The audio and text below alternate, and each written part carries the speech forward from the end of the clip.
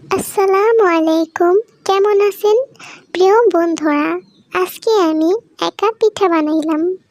আপনাদের কার কোন অঞ্চলে এটাকে কি পিঠা বলে? আমাদের বরিশালে এটাকে নকশি পিঠা ও পাখম পিঠা বলে এবং এটা খেতে খুবই ভালো, যার স্বাদ অতুলনীয়। তো চলুন দেখা যাক কিভাবে বানালাম এই পিঠাটি।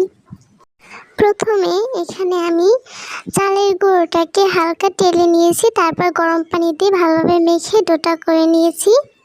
এবার আপনাদের পছন্দ মতো শেপ দিয়ে আপনারা এটাকে কেটে নিতে পারেন, যে কোনো নকশা দিতে পারেন আপনাদের পছন্দ অনুযায়ী। আমি এখানে দেখতে পাচ্ছেন অনেকগুলো বানিয়ে নিয়েছি। এবার এটাকে আমি তেলে ভালোভাবে উল্টে পাল্টে ভেজে নিব। ভেজে নেওয়া হয়ে গেলে আমি এটাকে সবগুলোকে ভালোভাবে তুলে নিব তেল ছাড়িয়ে। তেল রাখবেন না, তাহলে ভালো লাগবে না।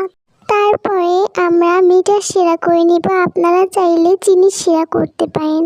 তারপর পিঠাগুলো দিয়ে দিব। দেখুন আমাদের পিঠাগুলো তৈরি হয়ে গেছে, নকশি পিঠা বা পাখম পিঠা।